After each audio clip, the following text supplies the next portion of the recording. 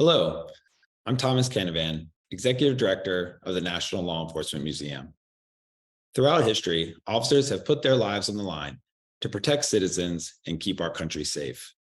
However, there have been laws and policies enacted over time that in some cases have unintentionally put officers and citizens in harm's way without achieving the stated goal.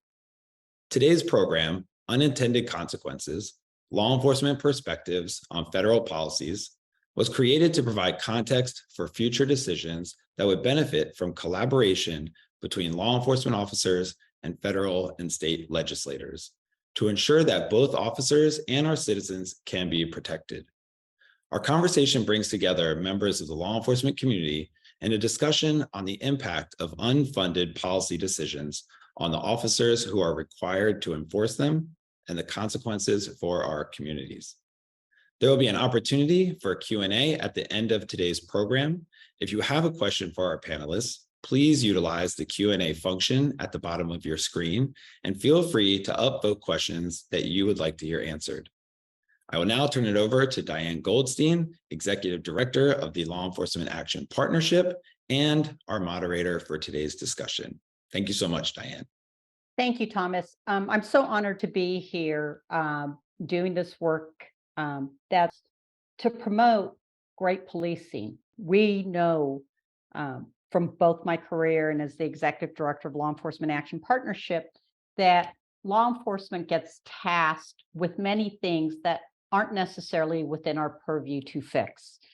We are currently, once again, at the intersection of policing and public health and want to engage in a discussion on the impact of unfunded policy decisions by these federal agencies on the work at the state and the local level. We're hoping to shed light on the historic moments in our nation that should encourage lawmakers and law enforcement officers to work together to ensure we are able to keep both our communities and the officers who serve them safe. Currently, the Food and Drug Administration states that tobacco use is the leading cause of death, preventable disease, and disability in the United States, and states that there is strong evidence that banning menthol cigarettes will help people to quit smoking and that the rule will only apply to manufacturers, importers, wholesalers, retailers, and distributors. The FDA, along with state legislators, are proposing regulations that would all but prohibit the legal sale of a significant portion of the cigarette market that currently stands at $80 billion, with the menthol and tobacco-flavored products consisting of $30 billion. Prohibition is not the answer. History shows us that prohibition drives activity underground to the illicit market, and that the illicit market undermines underage prevention efforts, promotes criminal activity, and costs governments billions in lost revenue, all of which add to the already heavy burden of our hardworking police officers. All of those on this panel agree that smoking is a public health issue and are asking the FDA to meet and work with law enforcement to discuss how this will play out at the state and local level. Our focus today will be on the proposed FDA ban, and we are asking why law enforcement is being tasked with policing a public health issue that is better served through education, treatment, and the effective use of tobacco harm reduction products, including cessation, that have led to historical low levels of smoking amongst both adults and teenagers. Numerous studies have been conducted which speak to the popularity of menthol cigarettes, particularly among Black and Hispanic Americans.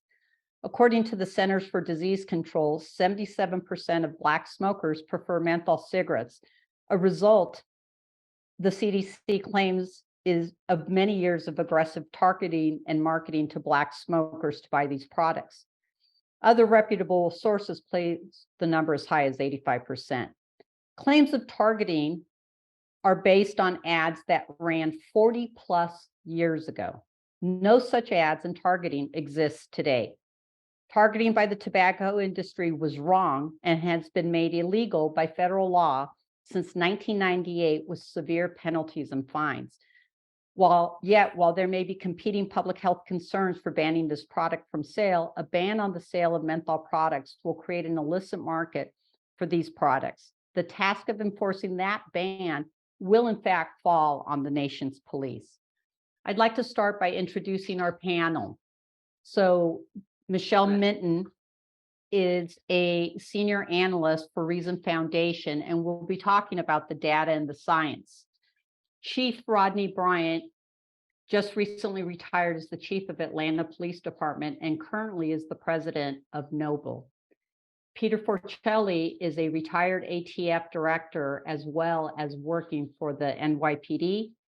And John Adler is also a 26-year veteran of federal law enforcement. So rather than read your biographies, I really think it's important to link your experience to the topic at hand. So I'm going to start by asking questions. And Michelle, I'm going to, start with you. What does the data tell us about the costs of tobacco bans and their impact on smoking, health, and the illicit market? In particular, I know we're going to be looking at Massachusetts, where Reason's research has showed that experiment to ban menthol products the last 3 years has caused really some unintended consequences.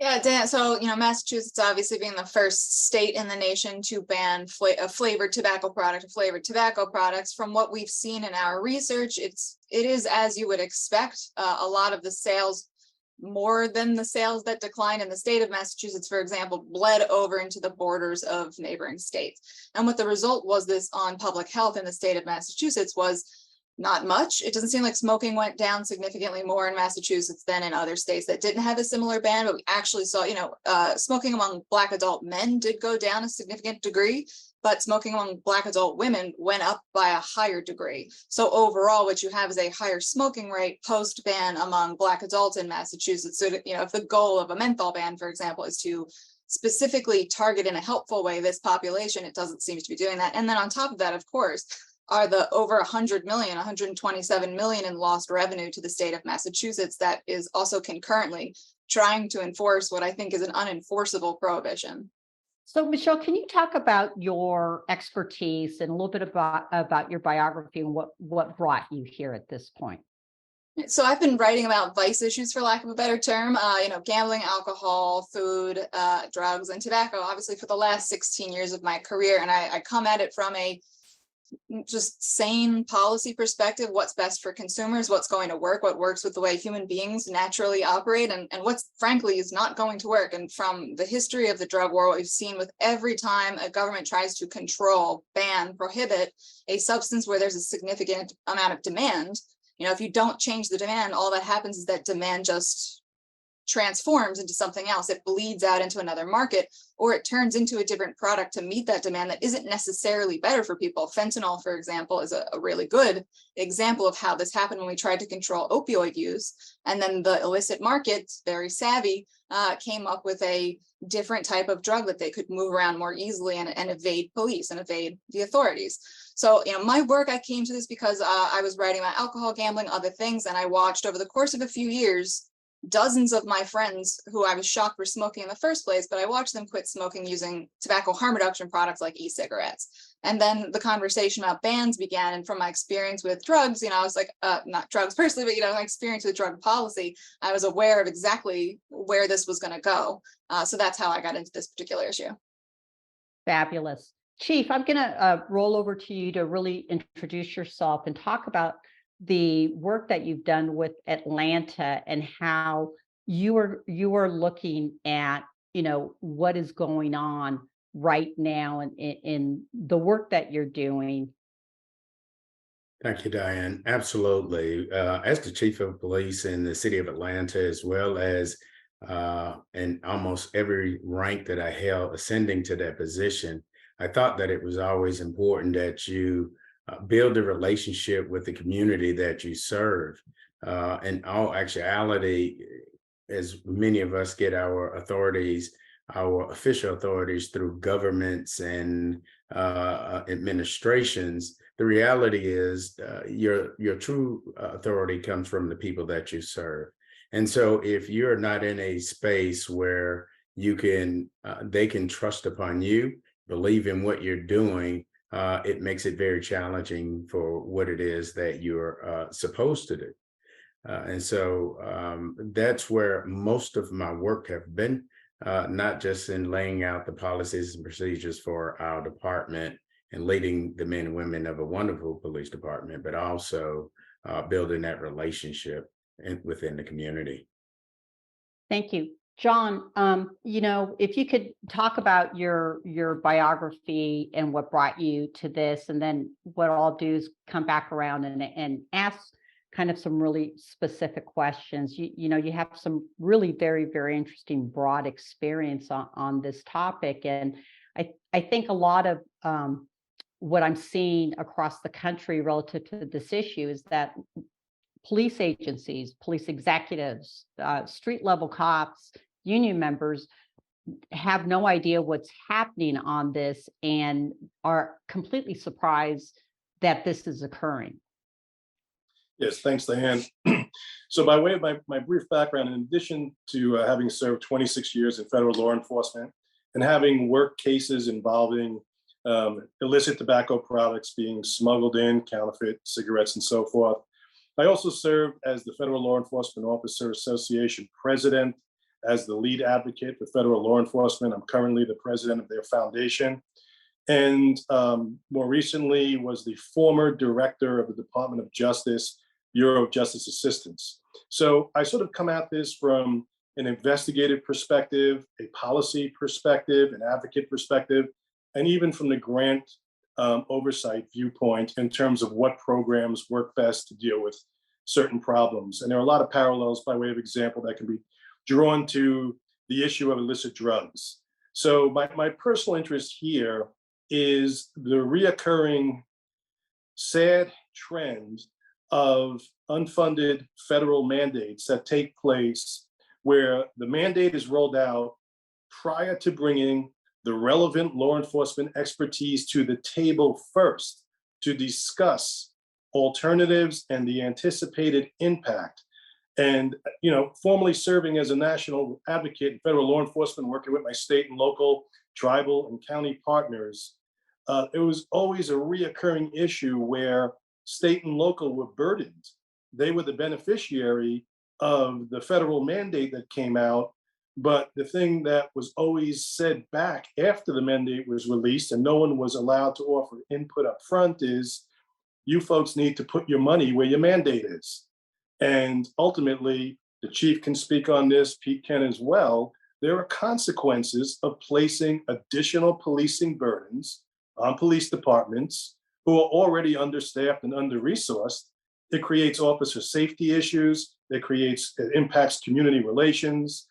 Someone may talk about the Eric Garner situation, which was tragic. And for me, all of this is avoidable. We need to rethink our approach to rolling out these mandates and consider, and I think it was already said by Michelle, there are reasonable alternatives. We can't ban our way out of a health problem. We need to look at more enlightened approaches, similar to the way we're trying to deal with the drug issues. Thank you very much on that. It's really interesting. And as we go through kind of unfunded mandates, the things that stand out to me are really, really incredible when you start looking at the billions of dollars that are involved, right? I go back to this proposal could result in annual losses of approximately $43.5 billion in government revenue. That's a huge chunk of money. And, and how does that play out in the street, right? And so I really like to also look at, the underinvesting in law enforcement right now is going to lead to a greater and larger illicit market that's unregulated. And it's unheard of right now to think about this, is that we are going from a regulated market and willing to abdicate control of that regulated market and hand it over to the worst actors in our society, which is the cartels. So we're creating a $30 billion funding stream that we know that's going to be much greater. And how is that going to drive up violence, safety issues, people dying from unregulated products? There's just a lot of things that I think have not been thought through. And so, Peter, I'd love for you to do your introduction, and I love your bio, because one day I want to hear your story about being involved in exonerating 8 innocent people. That's, big kudos to you, because I think that should be part of our work, is not just preventing harm, but supporting justice. Yeah, well, thank you. And listen, I always felt it was part of my duty to uphold my word to the people, right? That's who we serve. The people, when you swear an oath to the Constitution, you're not really swearing an oath to that document as much as you're swearing an oath to the people that it represents. This is a great conversation. I started my career with the NYPD back in 1987. I walked the beat. I had to build trust with the community. You're alone. You learn that learning to relate to people is such an important tool. As you became a homicide detective, saw a lot of death that was a result of the illicit market. Back then, it was mostly the drug market. I left the NYPD after 15 years of service and became an ATF agent in New York, where I specialized in home invasion robbery investigations. And the concern is those groups, occasionally you'd have someone who would target like a merchant or someone who was involved in legitimate business because they knew that they had money in their house. But the vast, vast majority of those robberies involved people who were targeting people who were involved in illicit markets because they knew that they possessed money that would not be reported stolen to police. Now, those groups were a part of I guess you would say, an underworld within the criminal underworld. Obviously, very violent people. But let's look at the surface. I started beneath the surface. In many parts of the country, Albanian organized crime, Italian organized crime, Russian organized crime, Hezbollah, other terror groups have profited from smuggling tobacco products. And part of the reason is, unlike narcotics, they don't come with a severe penalty for smuggling, but they come with a tremendous amount of profit. So it's a high reward, low risk type of thing. So what you had, in essence, was you had these criminal groups that were smuggling products throughout the United States and in Canada, I saw, and also in Mexico, where the person that's actually doing this, the stuff on the street where the police are most likely to come into contact with are going to be young people, often of color, right? So you have these people that are out there getting confronted by police because they're selling an illicit product. Meanwhile, the folks making a lot of money aren't that young kid in the street who's just trying to put food on the table. Don't want to oversympathize those people because they're breaking the law. But when you look at it, is that really the sort of enforcement that police need to be engaged in when they're supposed to be building trust with the community? There's a bigger problem. Like I said earlier, aside from organized crime, terror groups utilize tobacco smuggling as a means to fund what they do. Organized crime groups do as well. And what they're taking that money and doing with it is horrifying. Drug groups, the cartels, they use the money they make to purchase firearms in the United States, to smuggle people from other countries into the United States.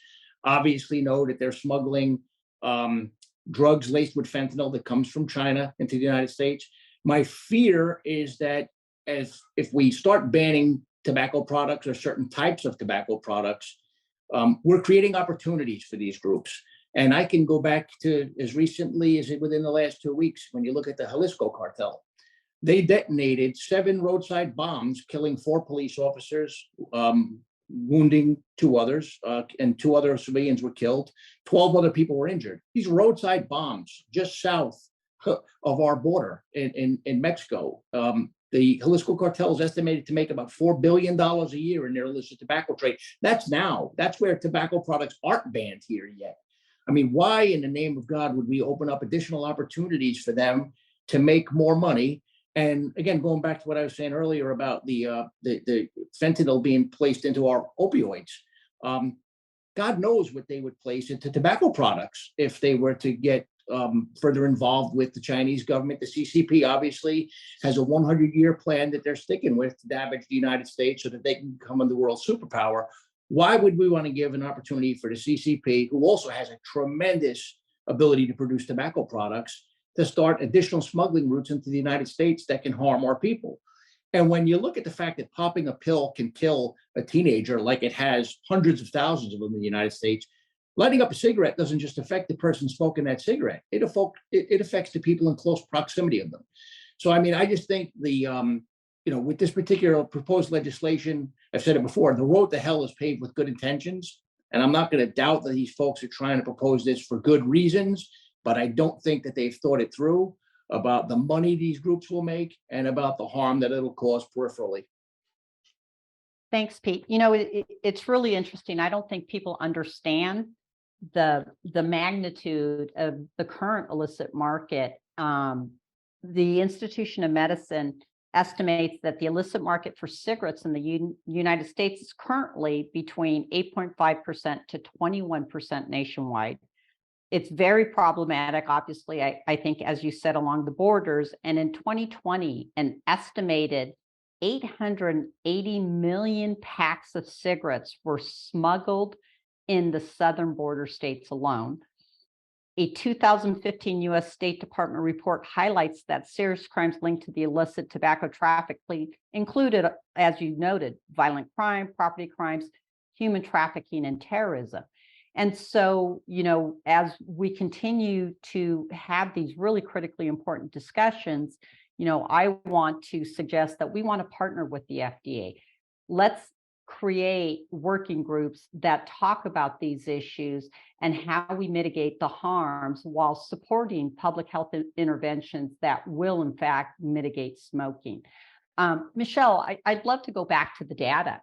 And in Canada, I think also had this experience, and I know that you're going to highlight some of the Massachusetts issues specifically. And what's drug displacement look like around this issue in particular? Right. So I'm going to show a little bit of a slide here because my colleague, Jacob James Rich, he did some numbers crunching when it came to the 12 months following Massachusetts prohibition of flavored tobacco, including menthol cigarettes, flavored e-cigarettes, all of the products. And that went into effect in June 2020. So my colleague, JJ, he used monthly retailer to wholesaler data, which is shipments, which actually captures all of the cigarette distribution in the country versus like something like Nielsen data, which captures only about 30% of it or so. So I'm going to share my screen now. Hopefully this works. All right, so you can see here. So this is, this is just right after the ban in January, and the dark blue represents a decrease in cigarette sales, and bright red is an increase in cigarette sales. So you can see right here, this is basically, obviously not a whole lot of menthol cigarette sales in Massachusetts at this time. But then if you go all the way down to basically a year after the ban in December 2020, you can see the red, the bleeding outside of Massachusetts, directly on the borders of Massachusetts and the county. And okay, I'm gonna stop that share. And what's interesting is if you look at the revenues that are around the state, for example, like New Hampshire, in the year following the prohibition of menthol cigarettes, New Hampshire saw an uptick of about 26 million cigarettes sold, of menthol cigarettes sold. I think they saw menthol cigarettes increase by 90% in the first 6 months of Massachusetts, of their neighbors banning menthol cigarettes. And it's the same in a few other states like Rhode Island, where, and these are the states, mind you, their tax revenue in the post-ban era, post-Massachusetts ban, their tax revenue from cigarettes increased, which is weird because most states see their cigarette excise taxes decreasing as smoking decreases. And in these states it increased, but also it increased after years of decreases. So what we observed from this month-to-month data is that the sales were displaced. They didn't stop, they just went outside of Massachusetts, and all Massachusetts did was divert all of that tax revenue into other states and into other people's hands. So that's what we found the data, and we've seen this before as well in other countries in the world, Canada, as you mentioned, the Netherlands, Finland, a few others. And what we're seeing there is, the populations differ, geography differs. There's some illicit market use. A lot of people are purchasing their menthol cigarettes in other countries that aren't necessarily party to the EU's prohibition on menthol cigarettes. But interestingly, what we're seeing a lot of are people using flavor accessories. And I think this is a particular problem when it comes to banning menthol cigarettes that the FDA and a lot of other public health individuals pushing for a ban haven't fully considered. How easy it is to purchase legal non-mentholated cigarettes and make them mentholated by buying flavor beads, flavor cards. This is what they're seeing in a few other countries. A lot of the menthol smokers post-ban simply, if they don't go to the illicit market, if they don't go to equally harmful, non-mentholated cigarettes, they use these accessories. And again, we don't necessarily know what's in those. We don't know where they're coming from, where people are getting them. And that's where problems happen. If people remember, in 2019, there's an outbreak of a supposedly e-cigarette related lung injury, which was actually stemming from adulterated illicit cannabis vaporizers that were coming in from out of the country. And the people who created it, they just didn't do enough research, I suppose, and added vitamin E acetate into the mix, which when inhaled by the lungs causes severe lung injuries. So that's, we saw it spread out through the country. And, if we ban menthol cigarettes, if we ban certain types of vapes, and we send millions of American adults into the illicit market, the market will meet that demand. I mean, I think everyone here on this panel is probably very aware of this, but other people might not be aware of how sophisticated the illicit trade, the people who are involved in illicit trade are. They've evaded American authorities for many, many, many decades when it comes to harder substances and with even greater penalties. When it comes to tobacco, it's a fairly easy thing to make. You can grow it in country and then flavor it afterwards, or purchase it, import it, and flavor it here. Yeah. Recent news that's coming out of state level criminal bans. And again, let's just talk Massachusetts. And it's the perfect example of how our concerns have become like a reality. 3 years after implementing, we know illegal tobacco smuggling operations are ruling the market in Massachusetts. And we're getting that from their own report. This is from a Massachusetts, working group document. And in addition, illegal tobacco seizures have skyrocketed following the ban on menthol cigarettes and other flavored forms of tobacco.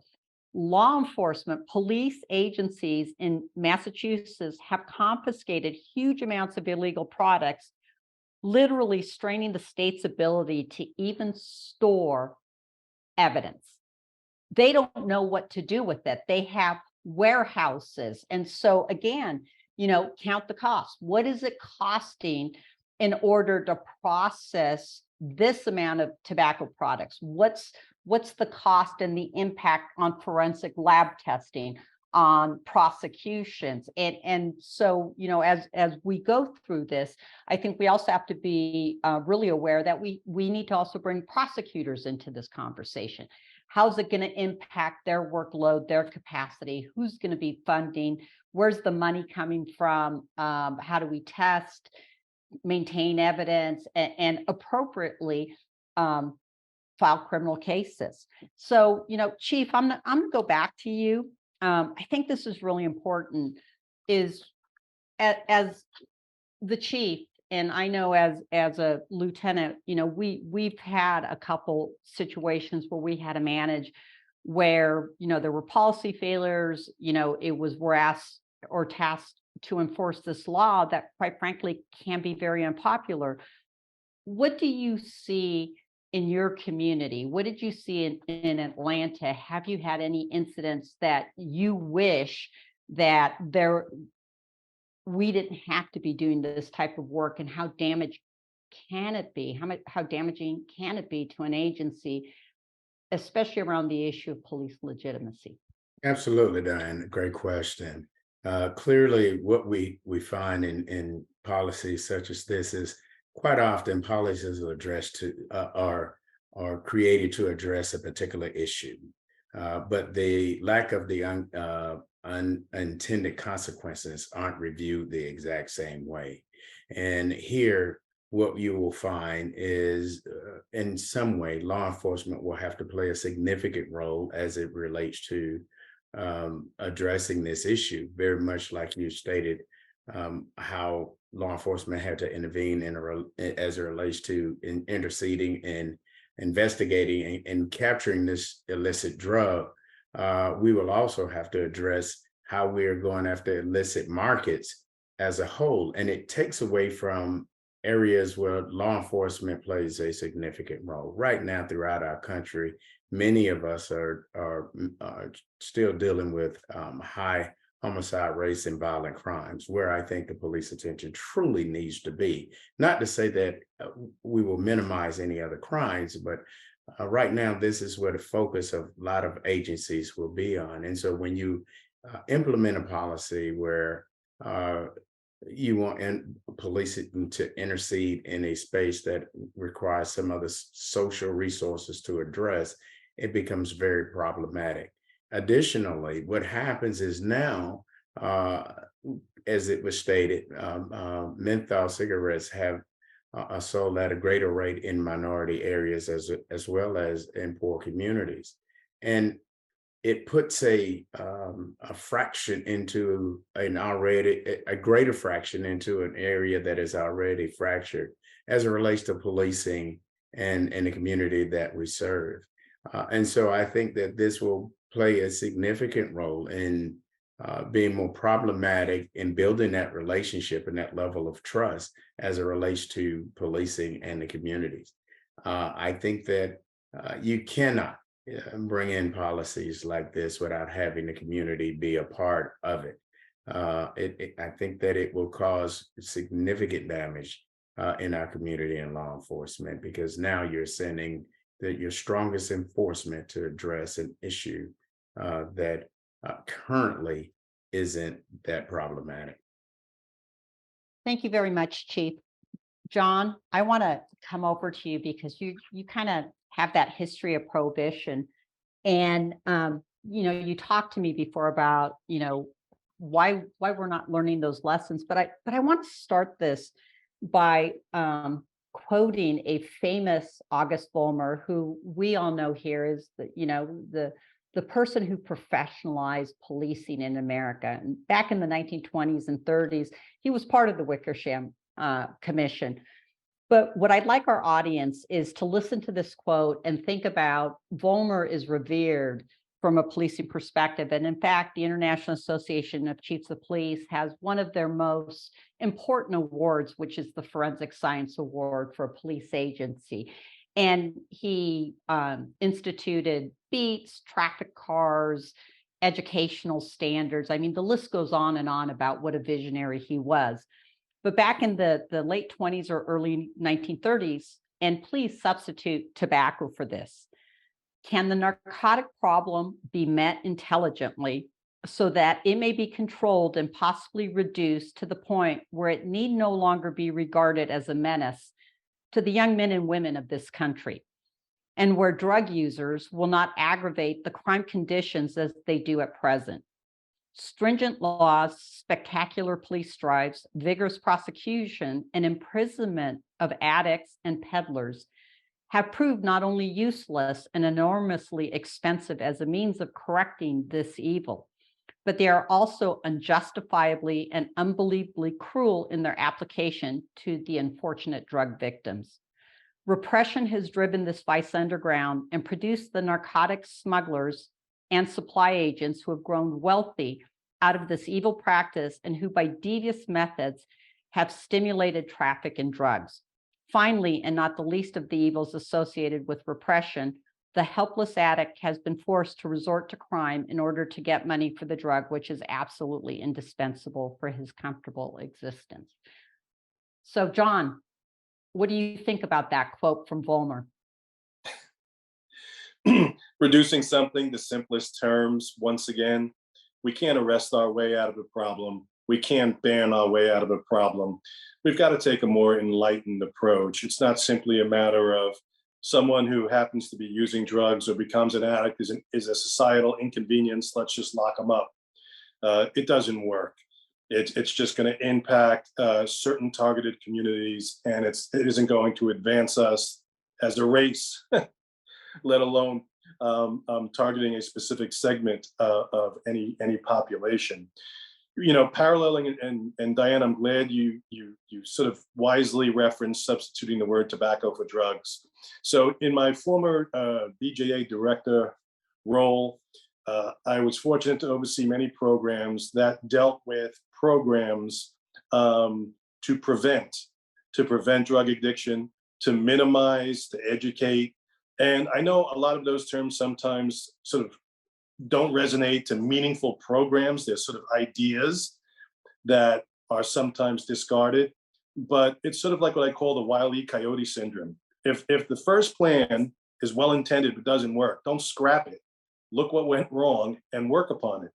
So in policing, we started diverting those drug collars where you pick someone up who's using, and rather than take them to a jail, which they're going to become a greater problem to correctional officers or anyone else or the sheriffs working the jail, get them to an intervention facility where those who have the expertise to engage in substance abuse and mental wellness issues can work with the person.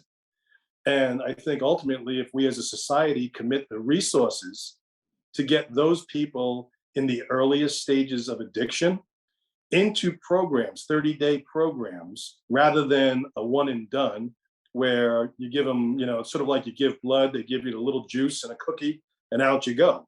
And it's sort of a similar treatment process now. We need to commit more because we have to realize that we're not going to solve anything.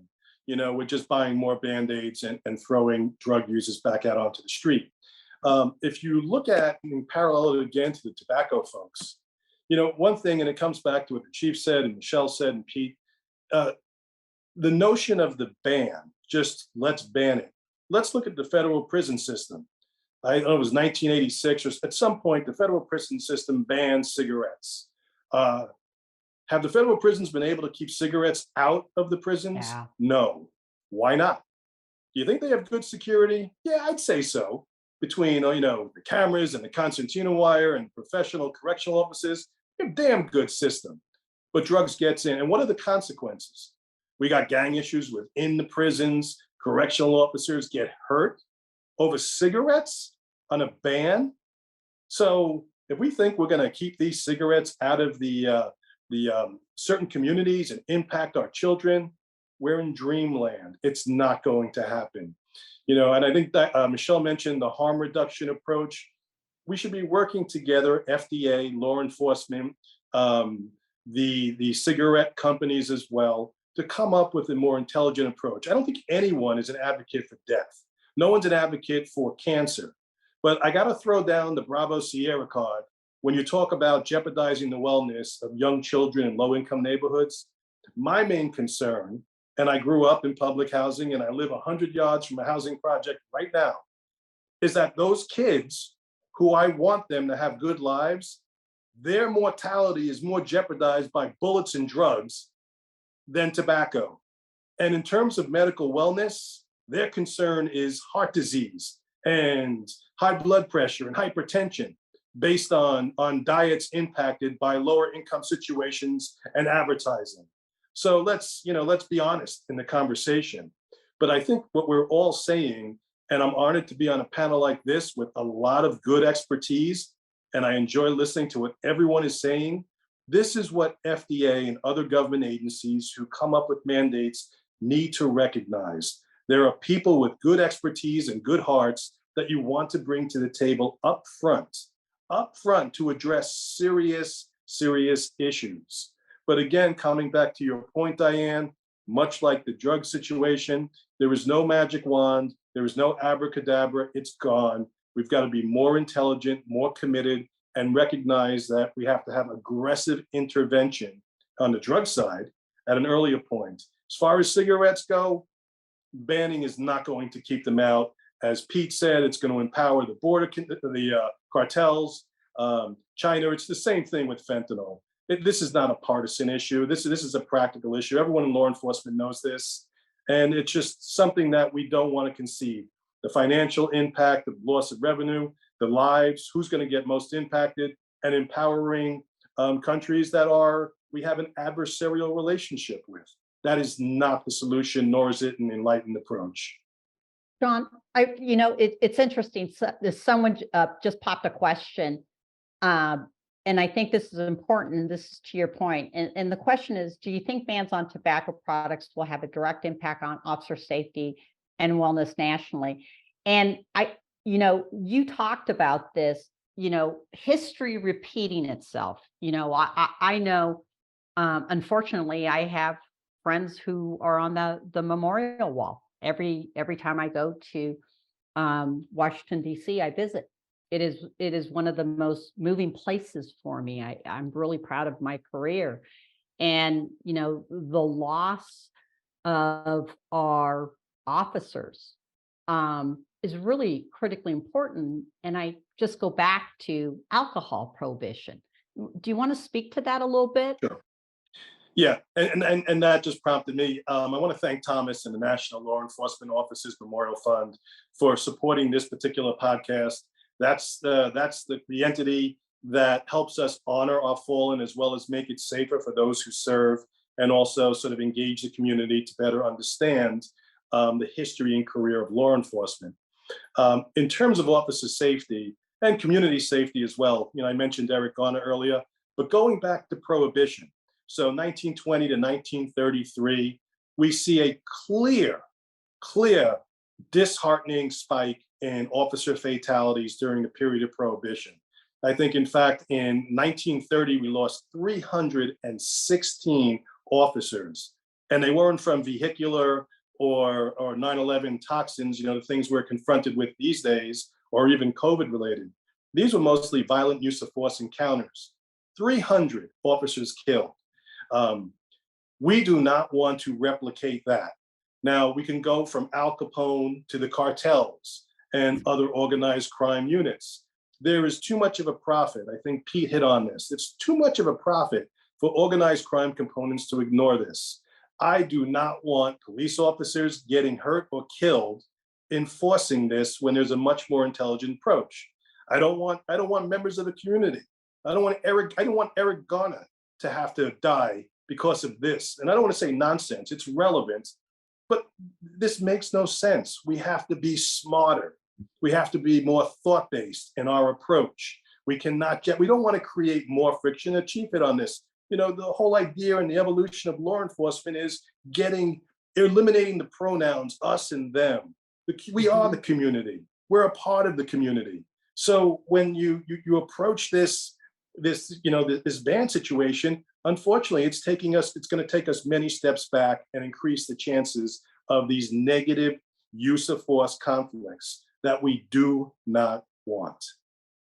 So, Chief, before I go back over to Pete, I see you're unmuted, and I want you to look at that wellness question. I know my career ended in 2004, and I did a lot of police recruiting, retention, and standards.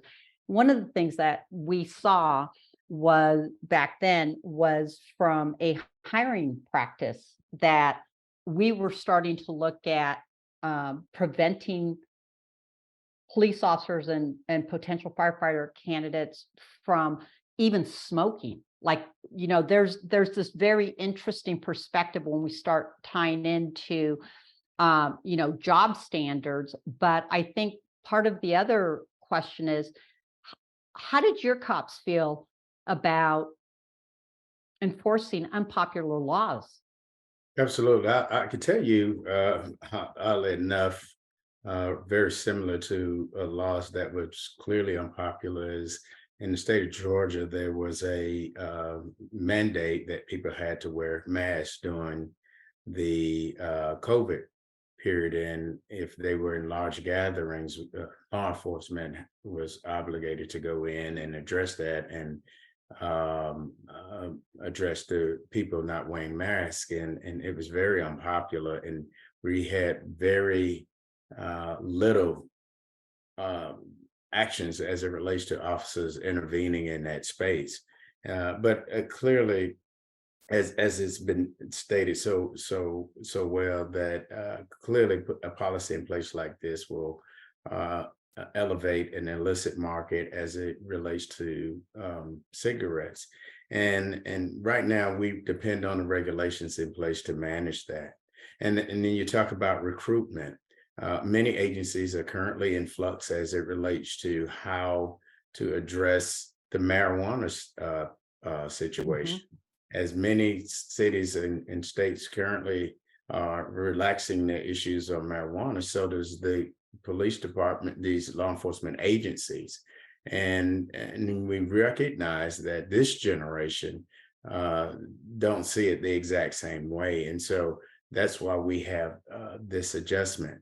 But again, what is also missing is many of our police officers smoke cigarettes to this day. And we will find that they will do like much of the society continue, because if cigarettes is an addiction or a dependency currently, people will feel that in some kind of way. And police officers and law enforcement officers aren't exempt from it. And what we will find, I sadly to say, is that they will go, as it's been stated so eloquently, that to the unregulated and what China could do to us in the illicit market. And I think it would be, we'd see something that we hadn't seen in our country before. Yeah, thank you very much for that, Chief. Pete, I recently got a copy of a letter that was addressed to the FDA by 4 senators that are really concerned about the issue of the border and terrorism and drug cartels.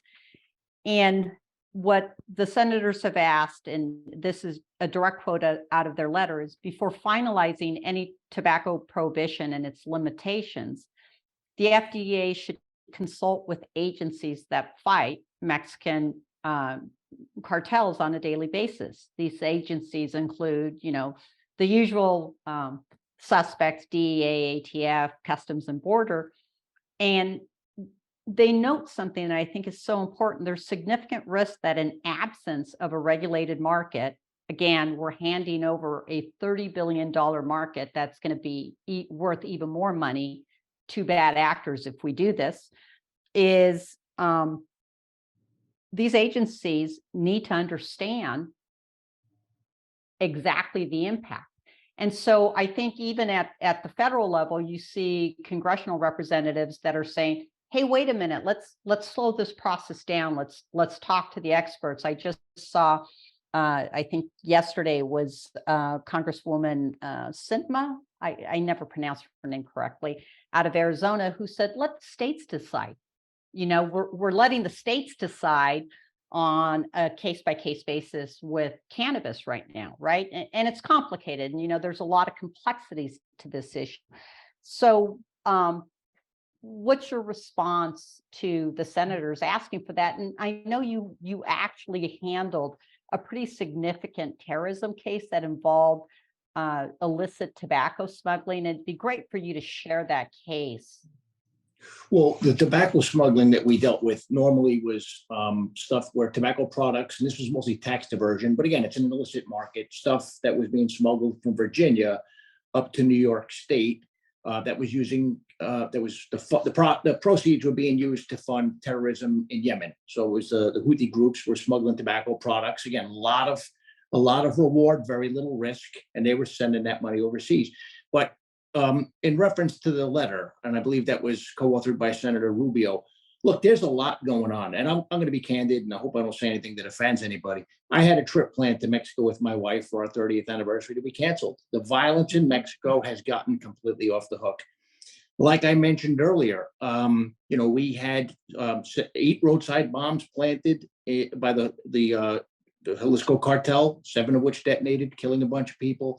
I've seen National Drug Intelligence Center bulletins over the years, bodies skinned and hung in public showers in Mexico. We've all seen or heard of the stories of beheaded bodies or bodies just hung from bridges to send messages to elected officials or law enforcement in Mexico. And we've taken a softer approach, I think, than we should, because we don't want to offend our neighbor to the south. And I respect and understand that. But at the same time, I also have some really serious concerns. The cartels have gotten stronger, right? And then you look, the current administration in Mexico, not to offend them, AMLO, they call him, he has resisted cooperation with U.S. law enforcement, and to the point where they dismantled the DEA's vetted groups, which were folks who we could trust down there. They are limiting DEA's reach in Mexico, as well as that of the other 3-letter agencies and the intelligence community. Right now, Mexico is controlled by the cartels. I think anybody who denies that is somewhat delusional right now. And that represents a national security risk. Look, I don't want to see a single soul hurt in this country. And I'm not a smoker. I'm a lung cancer survivor myself. I never smoked a cigarette in my life.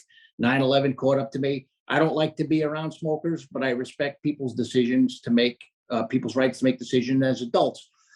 But look, at some point, we have to be concerned about what's happening in Mexico, how it affects us.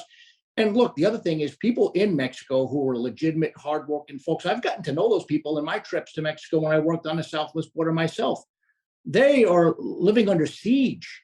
And again, why would we even contemplate something that empowers the cartels to make even more money? And I'll go one step further. And again, I'm going to speak about some of my personal opinions of 35 years in law enforcement in the United States, both at the local level and at the federal level. And I worked in various parts of the country. We talk about marijuana. It's very confusing to some folks when you hear about a movement afoot to legalize marijuana products, while there's also a movement afoot to restrict or prohibit certain tobacco products. But I'm going to look at it really from where rubber meets the road perspective. I spent 5 years as a homicide detective in New York. I spent many years as an agent. I stood over a lot of dead bodies. Okay. When I talk about a lot of it came out of what you call the drug war. I've seen a lot of people over the years killed because of marijuana. It wasn't people who were robbing someone because they needed to get high on marijuana, or someone who was doing a burglary, because they need to get a fix marijuana. It was all drug dealer on drug dealer, marijuana dealer on marijuana dealer violence. And again, it's because it's an illicit market. So I'm not saying that we should legalize marijuana. I don't really have a strong opinion on that as a non-smoker myself. What I'll say is when you have an illicit market, violence comes with it. And why we want to, turn over something that's now a regulated product to organized crime, terrorists, and cartels is mind-blowing to me. It doesn't make sense. Not from a public safety perspective. It doesn't make sense. Yeah, it's interesting because we all have our experience and our anecdotes. And when you and I were talking yesterday, real brief, it reminded me that because my organization has been working on this issue for 10 years. We've been probably the only law enforcement nonprofit that has saw what was going to happen. And we started working on this issue in 2013 at the local and the state level, and even doing a little bit on the federal level. And in California, that banned menthol cigarettes, it started out kind of as a municipality by municipality level before the state started it.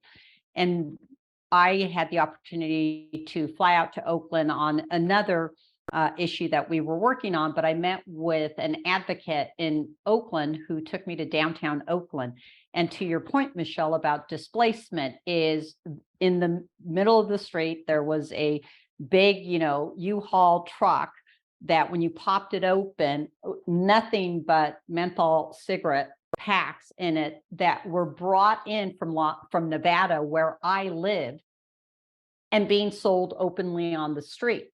And it's happening. It's happening in our communities right now. And, right now, because business people, is give street creds to the kids who understand the market, is there's less risk with the tobacco, but it's still contraband, right? They can still get arrested. They can still suffer from all those unintended consequences. And you said that you and John happened to be in New York recently and walk through Chinatown. And can you, let our audience know about that? Yeah, in fact, John had some of the tobacco products that he brought to a recent meeting we had. Look, when you look at the illicit tobacco products that come out of China, and I've seen these during my time as an agent as well, and this is what's going to be prevalent on the street if this becomes a big issue.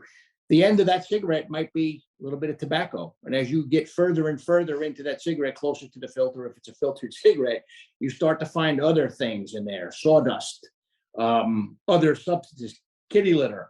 So we don't know what we're smoking, if you buy it off the street like that. And they sell it right out in the open on Canal Street in New York City. And New York City has a pretty big police department.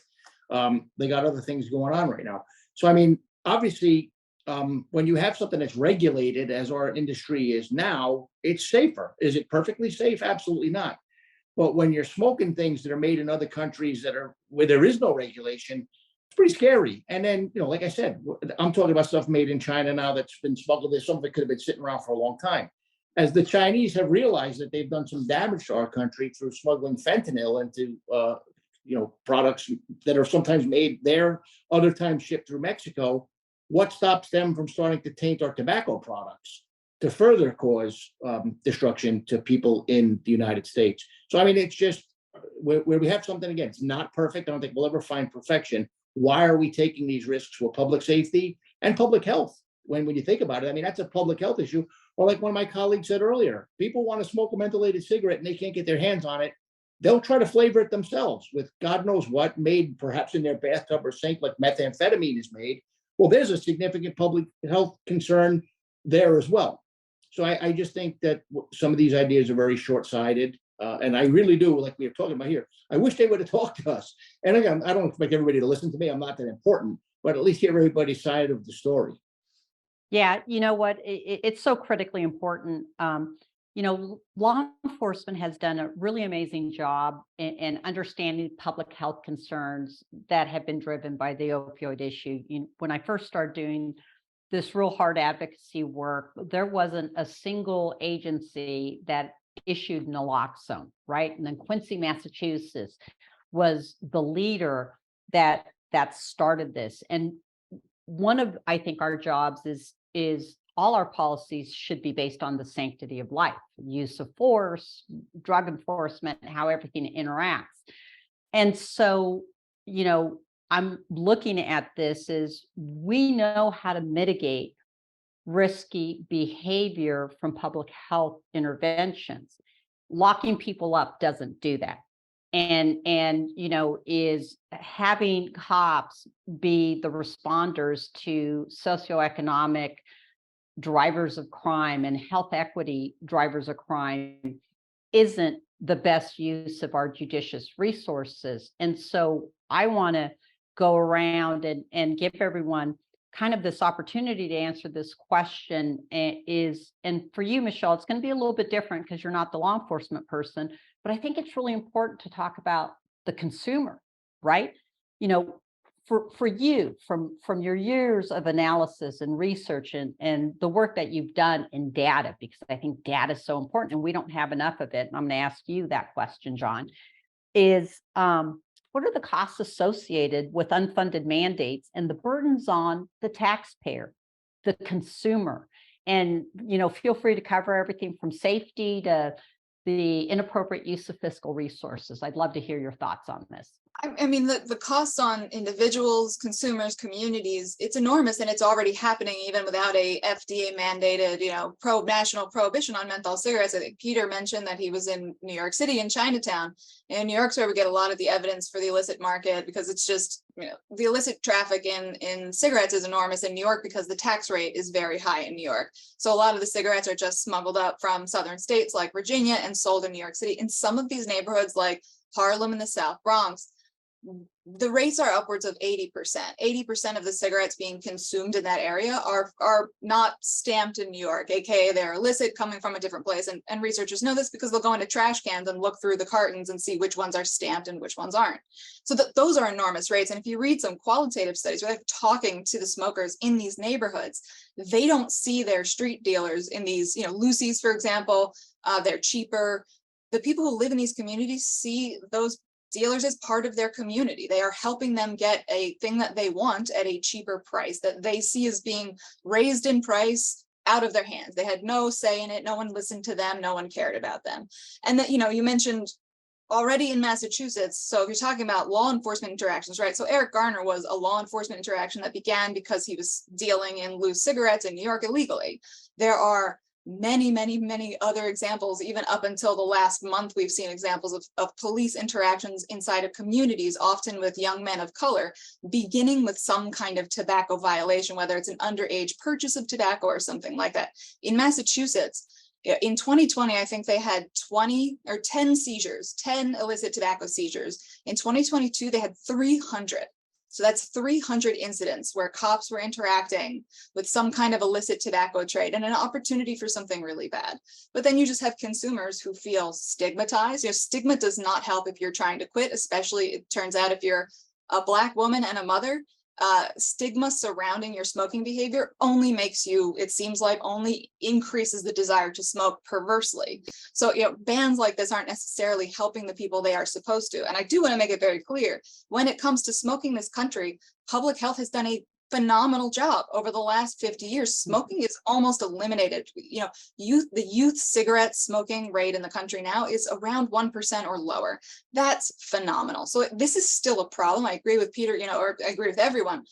We don't want to advocate for people to smoke. We want to encourage people to quit smoking, but a prohibition, this route now in 2023, after we are just trying to drag ourselves out of several other prohibitions, is just, it just seems illogical. It seems destined to fail. So, Michelle, I want to follow up on that public health issue. Really interesting. One of the things that I think from a public health perspective is tobacco harm reduction, right? And do you have information or can you share any research on how the use of vaping and tobacco harm reduction has really helped the adult smokers? And that's one. And so again, you know, here we're taking a choice from adults, right? All adults. And you know, removing an efficacious, scientifically studied, empirically researched solution that helps mitigate the damage from smoking tobacco. It's really problematic that in the United States, we've decided to define tobacco as just everything with nicotine, pretty much that isn't an FDA-approved nicotine-containing medication. Because whether it's e-cigarettes, snus, which is a Swedish oral tobacco, heated tobacco products, if you look around the world, the countries that have embraced one or several of these, you know, I mentioned that you can't just ban your way out of something unless you factor in the demand, unless you reduce the demand. And the countries that have embraced these other products, they've done that. If you look at Japan, for example, they legalized heated tobacco products. So they heat up the tobacco, but they don't burn it. So it's safer, significantly safer, somewhere around, we think 90% safer than smoking. So not perfect, but way better. And in Japan, they embraced that. And within 6 years, you know, their cigarette sales declined by half or more. That's astounding. And if you want to talk about addressing a problem here in the United States, like menthol cigarettes, for example, yes, it's true that the proportion in the Black community of people who smoke menthol is way higher than in other communities.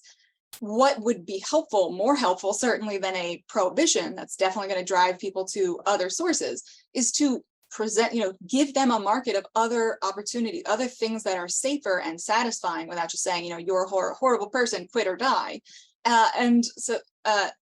You know, the FDA's own analysis, when they introduced this prohibition, the proposal to prohibit menthol cigarettes, they relied on people switching from menthol cigarettes to menthol e-cigarettes as half of the benefits that they predicted would be derived from a prohibition. Yet, the FDA has not yet authorized a single menthol e-cigarette in this country. And they've signaled that they have no plans to do so in the future.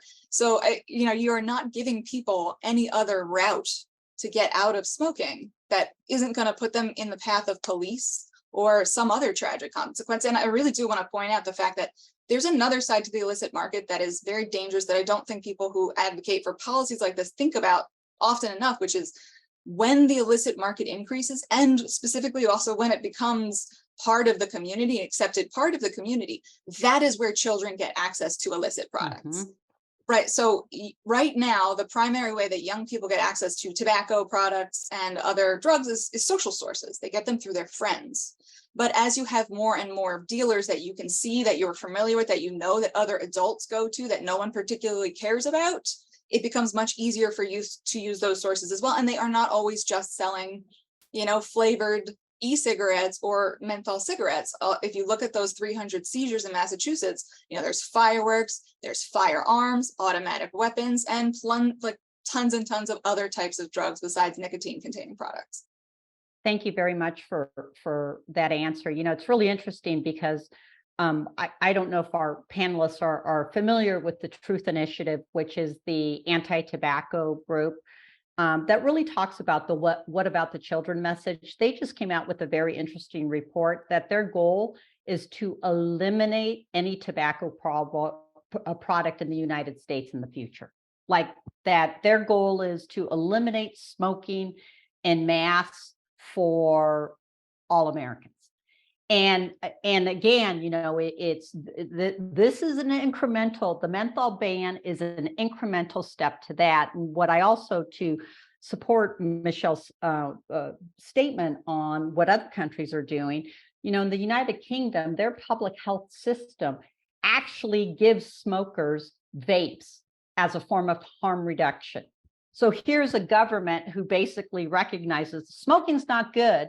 We want to mitigate that, and they support the use of e-cigarettes and other products in order to mitigate, and really are looking at it from a health perspective. So Chief, I'm going to ask you this, you know, what do you see as these costs, you know, unfunded mandates, lack of resources, and the burden on your troops, right? This is really important. It's the burden on the troops. Absolutely. And again, another great question. So I'm going to go in a space of unfunded mandates, very similar to what we see in the mental health space. Right now, it is reported 37 to 44%. And if those numbers aren't higher in our jails, in prison systems. And again, that's an issue because the health facilities and resources aren't properly mandated. And so that falls on police, who are also not well equipped and not funded in that space as well. And so it now puts us in a space that you just really aren't properly equipped to address. And it becomes more problematic for a law enforcement agency to address something that you're just not well prepared to deal with.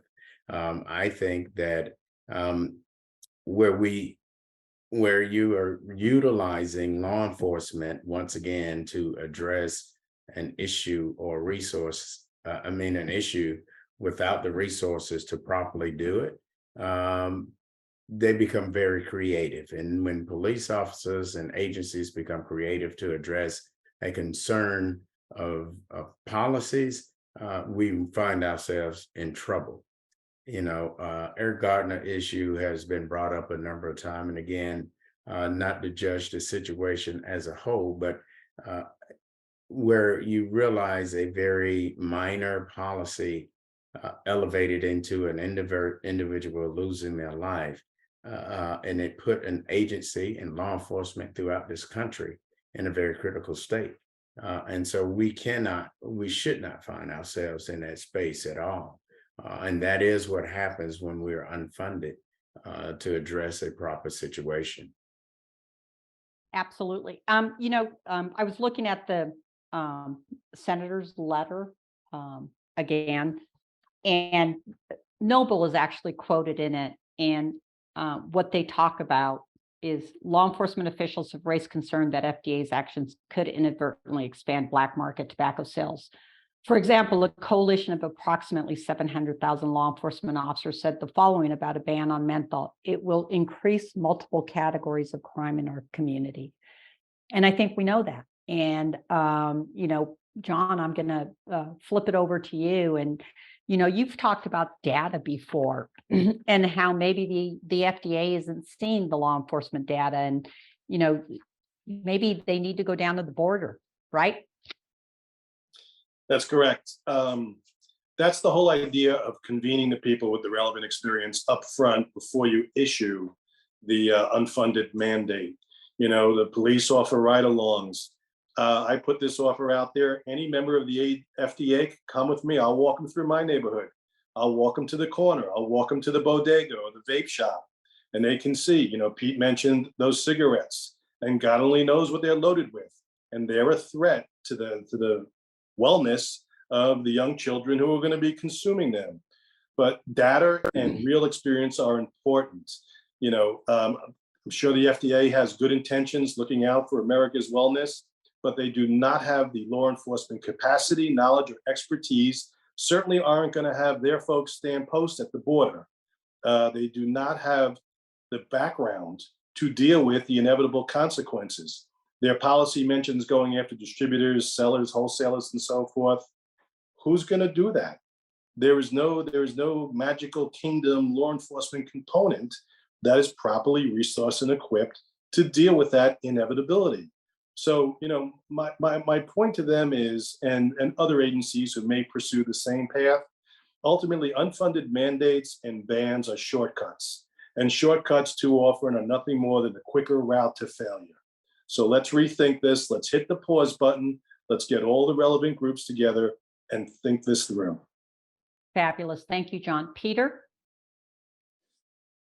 Yeah, I just want to touch on something I briefly touched on earlier, and it's when we talk about these illicit markets and the groups that then go out and look to go after the funds that are proceeds of these illicit markets. We talk mostly about drug dealers. I said I'd seen some instances where it involved people in the tobacco trade.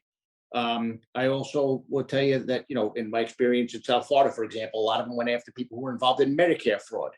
It's folks targeting any illicit money that they don't think will be reported to police.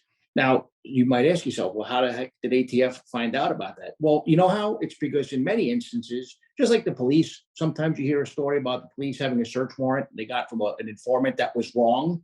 And the Breonna Taylor case would be an example, right? Information wasn't exactly spot on. All right, well, a lot of these home invasion groups get information from the streets as well. And let me tell you something. I've seen and interviewed people on both sides, frankly, victims. And I spent about a year of my career, not every day, but traveling around the country and interviewing people who were involved in these robberies to try to get in their head and see what they did, how much preparation they put into those robberies. And it was astounding. But of the victims, oftentimes these were people who they weren't involved in the illicit market, right? But someone tipped off these home invaders that they were. And once these folks got into the house of these victims, being informed that these people had a lot of money or contraband, when these victims said, "Hey, I don't have it," they didn't just take their word for it and leave. I've seen cases where people were burned with irons. I've seen cases where daughters were raped in front of their fathers. I saw one case in particular. I wasn't the case agent, but I was there for the interview, where they took a newborn baby and put the baby in the microwave, demanding to know where the money was, and kept pushing buttons. But for the grace of God, they never pushed the start button. They were in the wrong house. So, I mean, there are tobacco smuggling. Some folks think, hey, it's a victimless crime. That's not the case. And again, I don't know why we want to open up these doors for other people to become involved in these illicit markets. In 2008, 2009, 2010, there were more US $100 bills in circulation in Mexico as a result of illicit markets than there were in the United States, which is mind-blowing. But to touch on some of the other comments we made when we talk about public safety, look, when the law enforcement officers are tasked with doing things that are not popular, because as Sir Robert Peel said, we're supposed to be part of the community. I know John mentioned that as well. It takes a toll. I took the test to be a New York City police officer back in the mid-'80s with 60,000 other people. They had a hard time getting 2,500 people to take that exam. Communities need their police. I can tell you, in my last few years with ATF, I was, in addition to being in charge of training, I was in charge of recruiting and hiring of special agents. We had a tremendous volume of people that were interested, that came out of state and local law enforcement because they didn't feel valued in their communities anymore. Not a good thing. The other thing, I'll say, even on the federal level, we rarely saw people who came into law enforcement that didn't stay for their full 20, 25 years till they can get a pension and leave and do something else. I never saw people leaving with 3, 4, 5 years on the job. However, it's a phenomenon now that is taken off because people don't feel like the law enforcement profession is valued. So why in God's name would we come up with additional reasons for law enforcement to come into contact with the public, enforcing laws that the public doesn't buy into and doesn't believe in? It's a recipe for disaster. Thank you very much, Pete. Before I start questions and answers, I think it's such a profound conversation as we move forward when we start talking about what shared safety means in our communities, right, Chief? And I look at the progress that we've made in the last few years to really talk about community policing and that engagement piece, not from a top-down perspective where we in law enforcement are kind of, advancing that, but where we're actually partnering as stakeholders with every member of the community that's represented, right? And so I think, the FDA in their proposed rule, I can't even remember how many hundreds of thousands of comments that they got. Most of them were against the ban, not for the ban. And yet I haven't seen any response en masse from, hey, wait a minute, there's all these community members who have looked at this and said, can we rethink this? So as we talk about questions and answers, and, I don't see many, so, we have plenty of time for questions and answers, but one of them is, as the audience considers next steps, who or where should we turn to within the government to express our concerns? And hopefully, Anna, please feel free to share my email. And there are a number of organizations that have sent letters to the FDA expressing their concerns. I think every law enforcement agency and executive leader who has heard this message has the ability to send that same type of message. I've been trying to schedule meetings with the FDA and with a number of other folks at the federal level. And, some of the asks that we have is, let's study this. Okay, we have time. And why weren't some of these things done before? And so I'm happy to share some of those asks with any law enforcement leader, and I'll send them out. But there are, in fact, research components of the federal government that can take this on. We could request the Committee on Law and Justice to conduct an assessment on the social justice issues, right? If as we're working towards health equity, I like to think of how we've for so many years siloed off law enforcement from all the other systems that are more efficacious in preventing crime. We're finally at the place where we're not siloed, and we should never be siloed from all those other systems. We become first responders because we're the only ones that answer the phone in the middle of the night. I think about my law enforcement career when we did municipal code ordinances that our officers were like, are you kidding me? We're going to go out and start arresting people for recycling. Right? It is, you had homeless people that were taking bottles out of the recycling, and there was, city council. It's like, no, you got to go arrest those people. And it was the same conversation that we're having when smoking bans occurred in bars. I remember being a officer, and all the officers were like, why are you sending us in bars to tell people to stop smoking? Let's engage in public service campaigns. And we don't want to put cops in the position of defying the laws, right? But, it's how do we appropriately teach them about discretion, and, why are we imposing all these mandates and then giving it to the people whose only resources are criminal sanctions? Is that the most appropriate resource given where we're at right now with crime, violence, and other issues in our society? So I'm happy to share with folks some of the asks that my organization has done. We want to request the Committee on Law and Justice to do an assessment on social justice. How is this going to impact marginalized communities? And is health a better way of addressing the issues versus criminalization? We would like meetings and focus groups with law enforcement unions and personnel at the local, state, and national levels to understand what enforcing menthol and flavored cigarettes bans would mean on their day-to-day work. And the last one is request the Department of Justice and Department of Homeland Security to conduct a comprehensive study on the implications of what this illicit menthol cigarette market would have on public safety. No one is saying, how are we going to enforce this? And what is the burden when we literally turn over a $30 billion market to the worst bad actors in our society?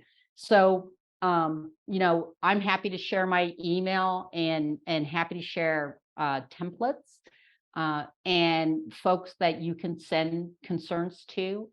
But what I'd like to do is see if there's any other questions other than that, and then go into like some closing statements. So Michelle, and take your time. We've got plenty of time. So Yeah, I mean, I just to reiterate what you said, that there's time. Smoking is very low, and this is not to minimize the fact that there are smokers now who there are ways they could quit. If they quit now, they would probably save themselves 5 to 10 years of their lives. That's very important. That's 5 to 10 years with parents, siblings, grandparents, all of that. But criminalizing the behavior as a means of getting people to that better outcome has literally never worked. It has never worked. It has just pushed people into prisons, pushed them down and mentally, and made them worse off. It's very difficult to address those other factors that lead into behaviors like substance use or smoking, like poverty, mental health issues. Racism is part of this as well. Like racial trauma has been shown to actually correlate to an increased likelihood of smoking. Those are very tricky, difficult things to address if you're a policymaker, if you're a regulator, and we understand that. The ban hammer, the ban hammer is just, there's a nail, I'm going to hit it. And it seems like it's a really good idea. But then you get, for example, let's say the FDA banned flavored cartridges for e-cigarettes, and then the FTC announces that there's been a surge in disposable e-cigarette by youth, and then then the FDA says we're going to ban flavors and everything, and then there's synthetic nicotine, there's this loophole, and then there's the cooling flavor instead of menthol loophole. There's always going to be loopholes, and I think when regulators like the FDA go into this, I would hope they have an end game in mind that they're maybe not sharing with the rest of us, but they really need to think through those steps and what's going to come afterwards. It's very difficult to predict how, a cartel or consumers might respond, except in this case, it really isn't all that difficult because we have 100 years of examples showing us exactly how consumers and illicit operators react when something is prohibited. So just say, I think pause is a good idea, study is a great idea, and really talk to the people in these communities. I think the FDA should be sending people up to Harlem and South Bronx to observe and talk to the people who are already involved in that illicit market, the consumers and the participants if they can. But yeah, this is just a wrong-headed, well-intentioned it may be, but it's going to have pretty enormous consequences for consumers, communities, and obviously police. Chief, Yes, I think that it was well stated that criminalizing addictive behavior is not the answer to where we are right now. I think that creating a policy like this will open Pandora's box as it relates to what the illicit market will do to many of our communities. As it was stated that and it will actually have an impact on other crimes as well, very much like what we saw with marijuana, as well as in the crack epidemic. One could associate that burglary was increased during that particular time because you had people just going after trying to get a $10 fix. And so I think that we will see something very similar as to that. But also, it disenfranchises the minority and the already disenfranchised communities even more. And I think that clearly more study need to be done in this space. And a lot of attention need to be put on the unintentional consequences, because clearly just in this small group of professional people, we see things that clearly they should have recognized that needed to be addressed before pushing something like this even forward. So there's a lot of work to do, and if we have time, we need all hands on deck to address this. thank you very much, Chief. John? Thanks, Diane. About a year and a half ago, Noble took the lead in convening the national law enforcement organizations in drafting a letter expressing our collective concerns and addressing that letter to the FDA. And part of what the letter asked for respectfully was a seat at the table so that we could provide our collective experience to help guide them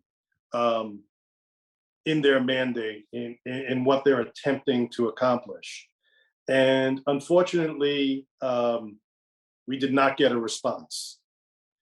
And while that in and of itself is troubling and a process failure, I think we really need to sustain panels like this to consider, or to continue rather, elevating the voice of reason, the voice of experience, discussing the impact, how it's going to impact police and community relations, officer safety. Telling you right now, I did not want to go to police week and have to see one officer put on our sacred wall because of a situation involving illicit tobacco products. I don't want to see that. And, you talk about, Chief mentioned about, banning addictive behavior. Much like Pete, I'm not a smoker either, but I am a coffee drinker. So now I'm getting a little nervous thinking, what's next? Caffeine? And I'm thinking, what are my options going to be? Wrong approach. We know better. We're better as a country. We're smarter. Let's just think it through again, reconvene. There's no reason why we can't hit the pause button and bring all the people to the table, because when we as a government or as a country, it's not so much that we're losing a seat at the table, but when you throw the table away, we diminish due process. We diminish everything about our democracy that we value. So let's get that table back there. Let's get backsides and chairs. Let's pull down the shades, get the coffee going, and let's think and discuss this and work it out. John, you say something so interesting relative to the issue of coffee as a drug.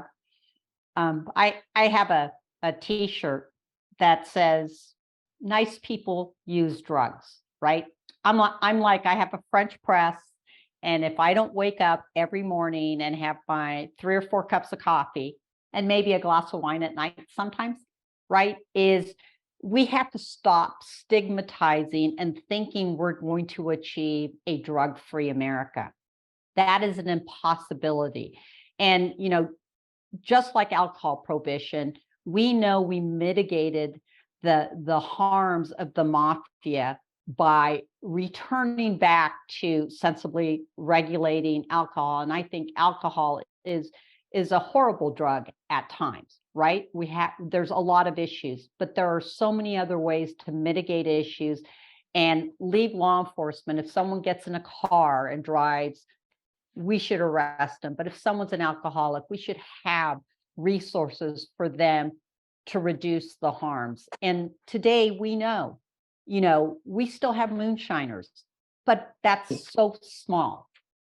And it's not as harmful to our communities as this wholesale giving over a market that to me is really frightening. It's gonna result in not necessarily the best outcomes, and we ought to be looking at how do we solve public health issues from a public health perspective. So Peter, I'm going to, give you the last word, then I'm going to turn it back over to Thomas, who's our host.